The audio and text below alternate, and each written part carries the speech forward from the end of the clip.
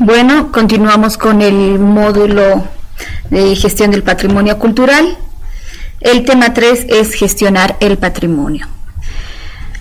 Este tema es muy importante porque en realidad estaríamos ya explicando con más detalle lo que se había mencionado antes en el tema 1 y complementando un poco lo que se ha explicado en el tema 2, ¿no? El gestionar el patrimonio permite en este tema que podamos considerar al momento de pensar en gestionar un patrimonio cultural cuáles son los factores, las características, ¿no?, que se debería de considerar al momento de hacer la gestión, ¿no?, o al momento de trabajar con un bien patrimonial, cómo hacerlo, ¿no?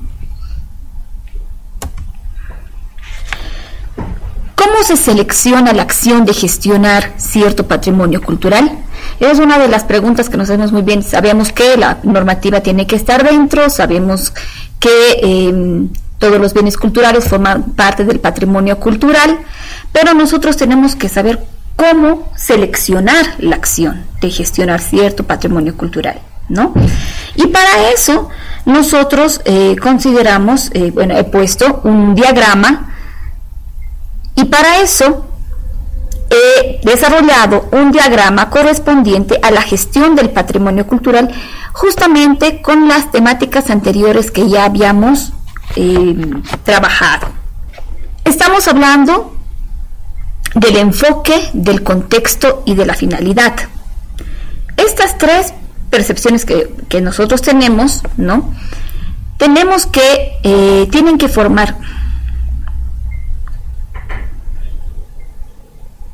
Para generar el criterio de valoraciones y cualidades, nosotros tenemos que considerar el enfoque que le vamos a dar a lo que es la gestión del patrimonio cultural, el contexto que vamos a considerar para el patrimonio cultural y la finalidad con la cual nosotros vamos a hacer la gestión del patrimonio cultural.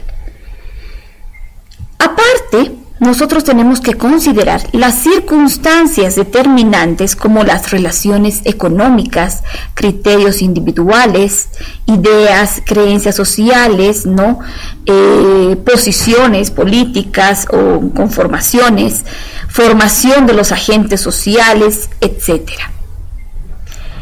Tanto las circunstancias como estas, el enfoque, el contexto y la finalidad forman parte del criterio de valoraciones y cualidades, ¿no?, que nos va a permitir posteriormente gestionar el patrimonio cultural. No nos olvidemos que las valoraciones y las cualidades tienen que estar regidas también con aquellas que habíamos mencionado antes, históricas, socioculturales, políticas, ¿no?, económicas, estéticas, asociativas, informativos y científicos, ¿no?, todas estas. Ahora, al momento de hacer la gestión del patrimonio cultural, considerando que nosotros ya tenemos un enfoque para un patrimonio cultural específico, un contexto al cual nosotros vamos o estamos considerando dentro del patrimonio cultural y la finalidad con la cual vamos a hacer la gestión del patrimonio cultural, más las circunstancias y las valoraciones de este patrimonio cultural, nosotros tenemos que planificar. Tenemos que planificar las funciones, ¿no?, que vamos a desarrollar para hacer la gestión. Y dentro de la planificación está la identificación, la documentación, la conservación, la investigación, la interpretación, la comunicación y la promoción. Estos elementos nos permiten a nosotros planificar paso a paso todo lo que compone la gestión del patrimonio cultural, ¿no? Todo. Menciono dos frases, ¿no?, que son importantes al momento de hacer la gestión del patrimonio cultural y de considerar a un bien cultural o un patrimonio cultural para su gestión. 1. Solo se puede proteger aquello que se conoce. Nosotros tenemos una variedad de patrimonios culturales en todo nuestro estado plurinacional de Bolivia. Sin embargo, muy poco conocemos de ellos. O bien nos enfocamos en aquellos históricos, o nos enfocamos en los arqueológicos, o nos enfocamos en los naturales, o nos enfocamos en los inmateriales, en algunos casos. Pero ¿realmente conocemos los patrimonios culturales en los cuales nosotros trabajamos a fondo? ¿Realmente conocemos las circunstancias y conocemos todas las valoraciones que tiene? ¿Conocemos todas estas? Solamente vamos a proteger aquello que conocemos, y para eso nosotros tenemos que planificar e identificar todas estas funciones dentro de lo que es el bien patrimonial o el patrimonio cultural con el que vamos a trabajar, ¿no? La otra frase que es necesaria de considerar es: pérdida del sentido por uso es cuando se pretende transformar el mismo en objetos de consumo. Y eso pasa mucho con el patrimonio cultural. A veces se considera que teniendo un bien patrimonial, este inmediatamente puede ser de consumo, puede ser un objeto de consumo, de disfrute, de uso, de ocio, ¿no? Dentro de lo que es el turismo, por ejemplo. Sin embargo, y lo vamos transformando, ¿no? Sin embargo, al transformarlo, no se están considerando, no se ha planificado, ¿no? Ni se ha planificado la gestión del patrimonio cultural, ni tampoco se han considerado sus valoraciones ni las circunstancias por las cuales tiene el patrimonio cultural, ya sea internas o externas. Y eso es algo muy importante porque lamentablemente pasa que, por ejemplo, en algunos sitios arqueológicos, al ser un sitio importante, ¿no? Este se transforma moviendo o desplazando material, tratando de hacer una restitución o reconstrucción de las mismas, a veces sin un criterio, ¿no? Completamente técnico o profesional, y que a la larga lo único que hace es quitarle esa valoración cultural que tiene, esa valoración de patrimonio, ¿no? De excepcionalidad, ¿no? Voy a desarrollar cada uno de estos temas de la planificación porque es necesario que nosotros entendamos justamente que estas funciones son primordiales para la gestión del patrimonio cultural. Identificar. Nosotros consideramos a la identificación como reconocer. Nosotros consideramos a la identificación como el reconocer el patrimonio, considerando sus características y factores externos e internos que afectan en su conservación para tomar las medidas necesarias de protección. Es decir, nosotros tenemos un bien patrimonial con el cual nosotros tenemos que trabajar, pero nosotros tenemos que conocer cuáles son sus características y factores externos e internos que afectan en su conservación. Se ha visto casos en sitios arqueológicos que estos, si bien forman parte de la riqueza del patrimonio cultural, y en algunos casos estos son utilizados dentro de recorridos o circuitos turísticos, ¿no? O son considerados como sitios de ritualidad, por ejemplo, para la sociedad, ¿no? Y que todavía siguen siendo visitados con ese fin. En muchos casos nosotros no conocemos esas características, ¿no? No conocemos los factores externos e internos que puedan afectar su conservación. Es interesante, por ejemplo, que en el sitio de Incarracay, que se utiliza en la actualidad, o que es considerado, por la sociedad como un sitio de ritualidad, ¿no? Donde se va a pedir, porque se considera que es como una huaca, entonces se va a pedir, ¿no? Y se hacen sus ofrendas, se hacen construcciones de casitas y todo esto, ¿no? En la superficie del sitio. Es interesante porque el sitio arqueológico retoma, ¿no? La importancia de patrimonio cultural, se complementa porque tiene una función más en la actualidad, que es de ritualidad, ¿no? Pero por otro lado, la excesiva visita de las personas y el desplazamiento de piedras para hacer la construcción de estas maquetas en superficies de casitas y todo esto para la ritualidad, ¿no? Para las ofrendas o las ofrendas que se hacen, de alguna forma afectan, ¿no? Y van destruyendo el sitio arqueológico. Entonces estamos viendo de que estos elementos forman parte de la gestión cultural y forman parte de los factores externos que de alguna forma afectan la conservación del sitio. Entonces, al momento de hacer la gestión del patrimonio, tenemos que considerar no solamente las características físicas, ¿no? O características del sitio en cuanto a su funcionalidad o tipología, ¿no? O filiación cultural, ¿no? que tenga el sitio arqueológico, sino que también se tiene que considerar estos factores externos que son del presente, ¿no? Que se manejan en la actualidad con la población local, pero que en algunos casos no se los considera y que son relevantes justamente para la protección y para la conservación y que tienen que ser consideradas para tomar las medidas necesarias dentro de lo que es la gestión del patrimonio cultural. En cuanto a la documentación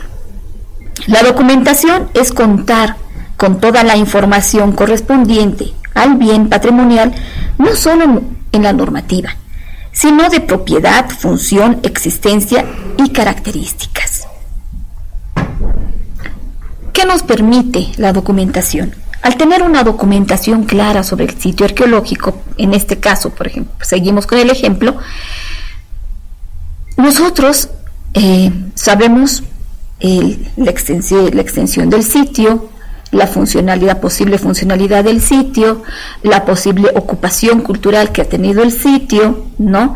Su relación de este sitio con el paisaje, con el espacio o área geográfica, ¿no?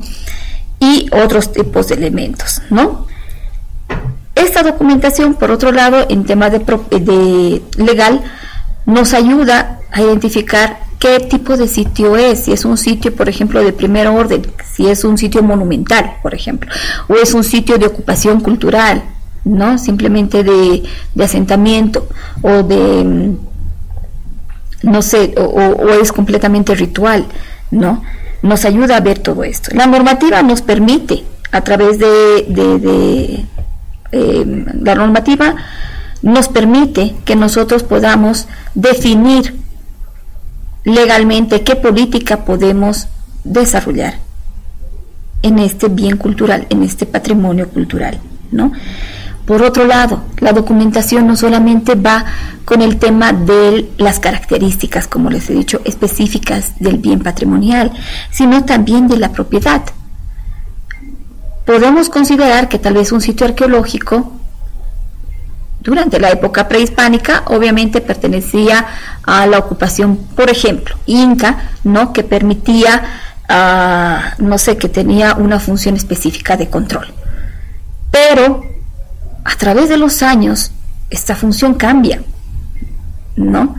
Y la propiedad, el uso de la tierra cambia completamente. Puede que en la actualidad un sitio arqueológico puede estar dentro de una TCO, puede ser que este sitio arqueológico esté dentro de una propiedad o de ambas propiedades, o esté justamente en los límites de comunidades, ¿no? Caso Tumuyo, por ejemplo, en Cochabamba, ¿no? Entonces, nosotros tenemos que considerar eso. O pasa, por ejemplo, en bienes patrimoniales coloniales, ¿no? Dentro de la misma área urbana, por ejemplo, que son casas que tienen propiedad, ¿no? Son propiedades privadas que no se las puede trabajar si es que no se tiene claramente cuál es la propiedad de las mismas, ¿no? Si tienen varios herederos, no tienen varios herederos, si son varios propietarios o no. Entonces, ese tipo de elementos de documentación nos permite también considerarla, ¿no?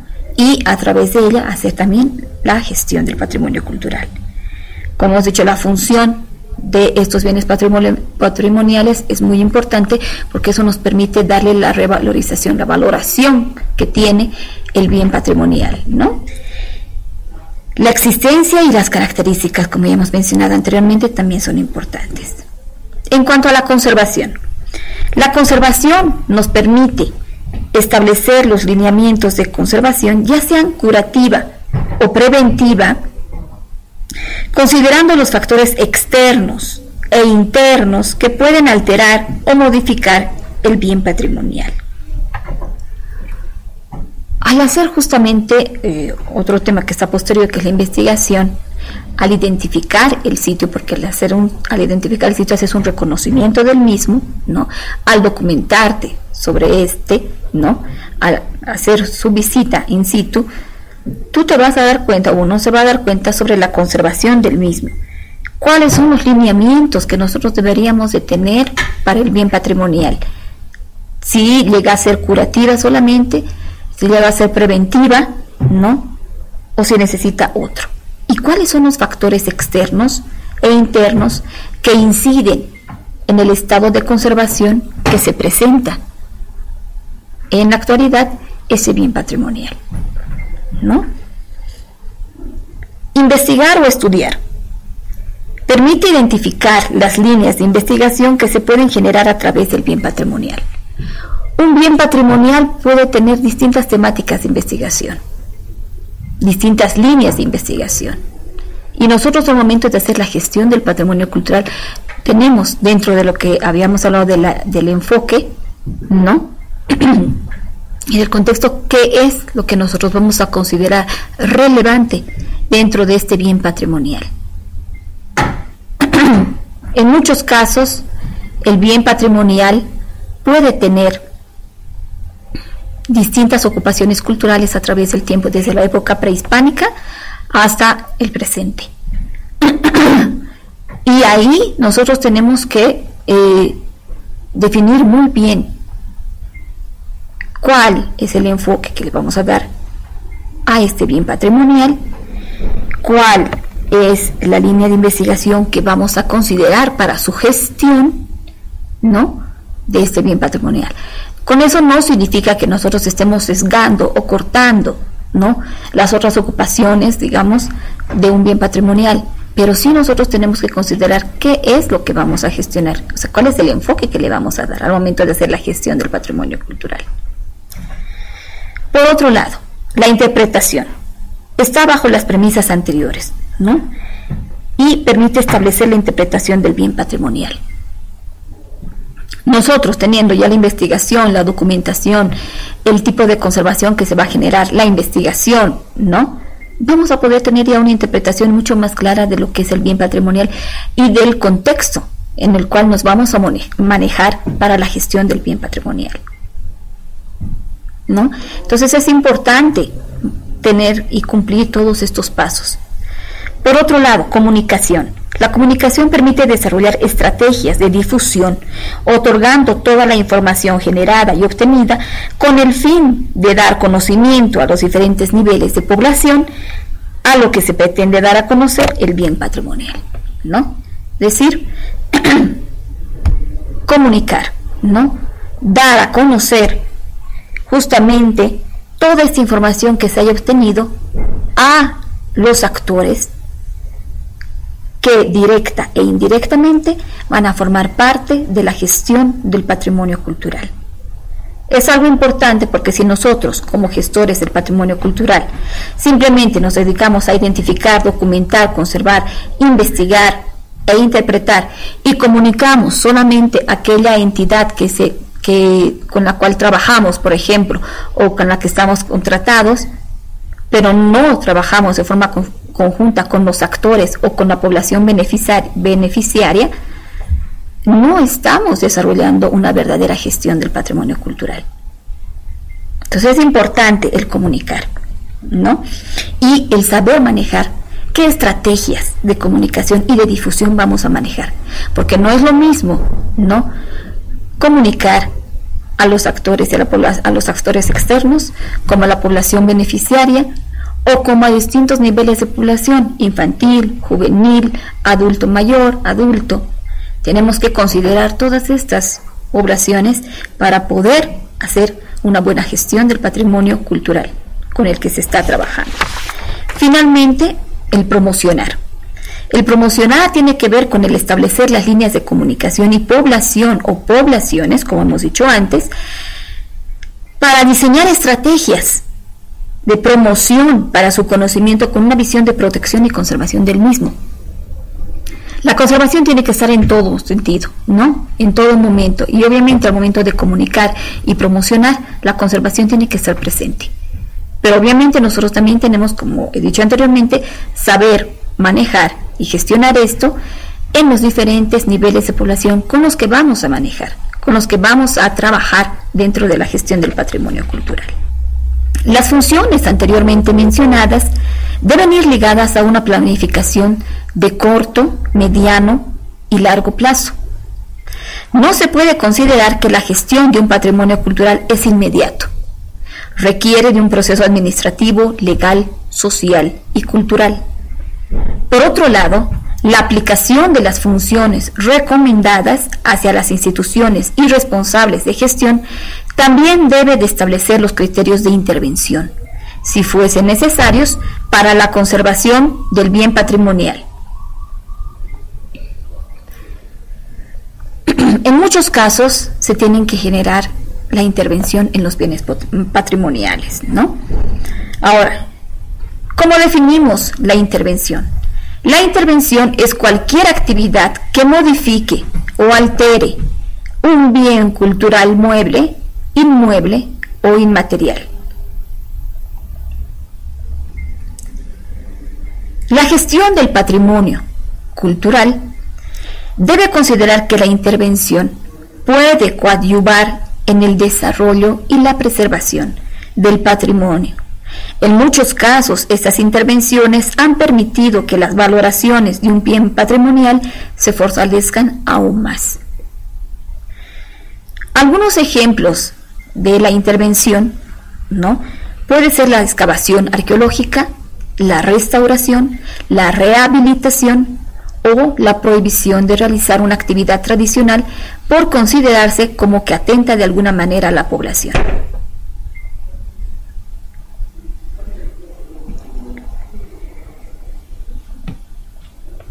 Un ejemplo que permite la intervención darle una valoración a un bien patrimonial es, por ejemplo, los trabajos que se puedan desarrollar con procesos de ejecución de obras, como gasoductos, telefonía, carreteras, etc. Cuando se desarrollan este tipo de trabajos, en muchos casos se hace para lo que es el medio ambiente una ficha ambiental. Pero para lo que es el patrimonio cultural se hace un estudio arqueológico en su mayoría, ¿no? Porque puede suceder que se identifiquen sitios arqueológicos o sitios patrimoniales, ¿no? Dentro de las líneas donde se va, o de los trazos donde se va a desarrollar los caminos o las líneas de electricidad o el tema de gasoductos, por ejemplo, ¿no? Al momento de hacer este trabajo, el consultor, el arqueólogo, por ejemplo, va a trabajar y va a identificar estos sitios arqueológicos que en una primera instancia no estaban identificados ni tampoco estaban registrados dentro de lo que es el sistema de registro de patrimonio cultural a nivel nacional. Sin embargo, esta identificación ya le permite dar un inicio en cuanto a su valoración de patrimonio, porque ya estamos diciendo que existe este sitio arqueológico, existe este patrimonio, ¿no? Y la intervención de una excavación arqueológica, por ejemplo, realza al sitio arqueológico en el sentido de que podemos identificar este sitio arqueológico corresponde a ser una área funeraria y por tanto, por la importancia de este sitio arqueológico, es necesario que la línea trazada para el camino, para la carretera o para el gasoducto, ¿no? O para el tendido eléctrico, tiene que irse por otra dirección.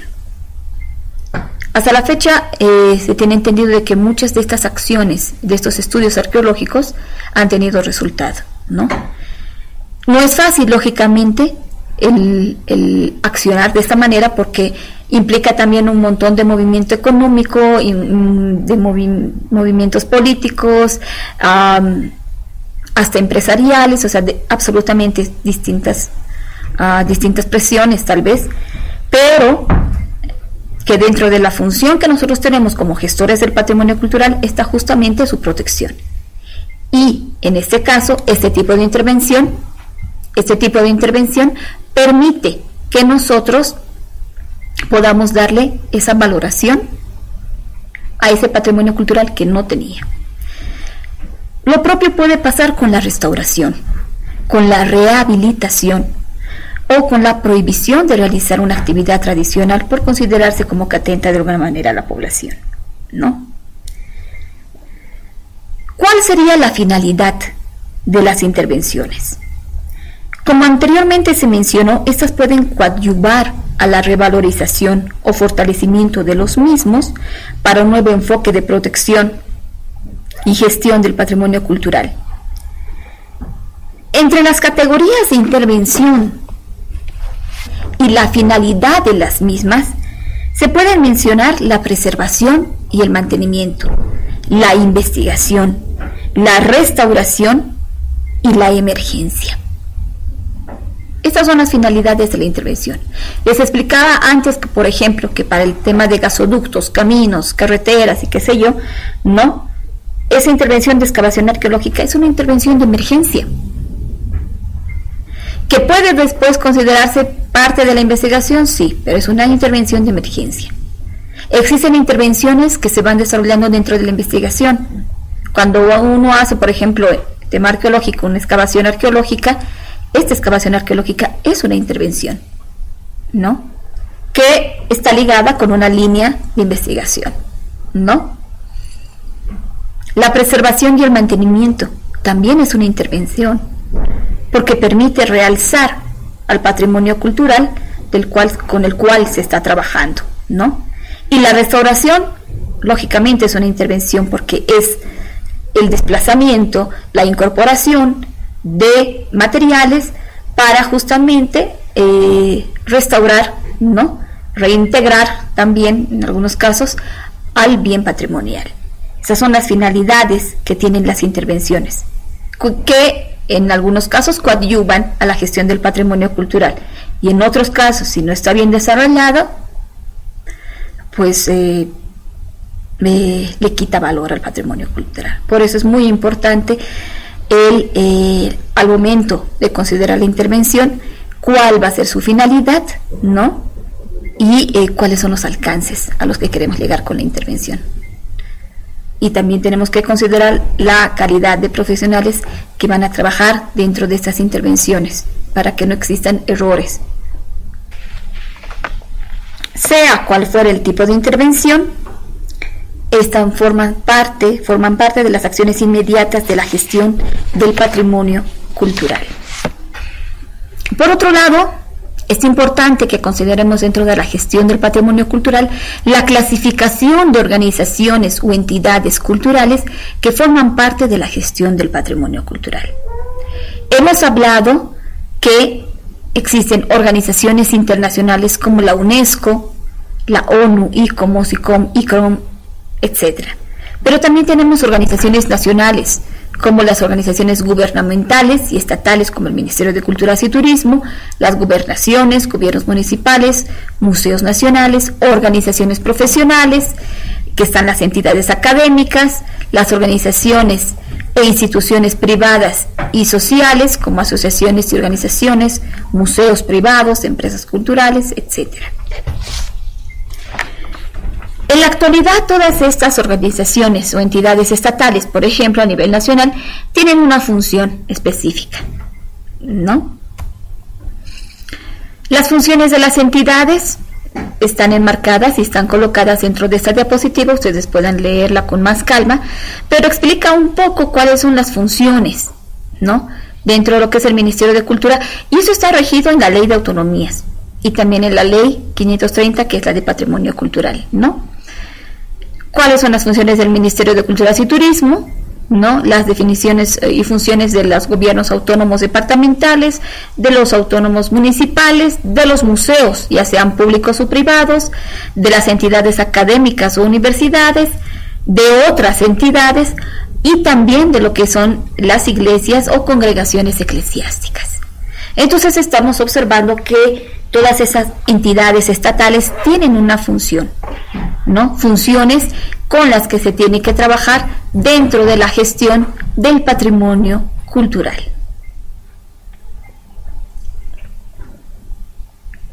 Con esto habríamos llegado a la finalidad del tercer tema del módulo, que como hemos visto es ya integrar lo que habíamos hablado desde el primer tema, ¿no? Dentro de lo que es la gestión del patrimonio cultural.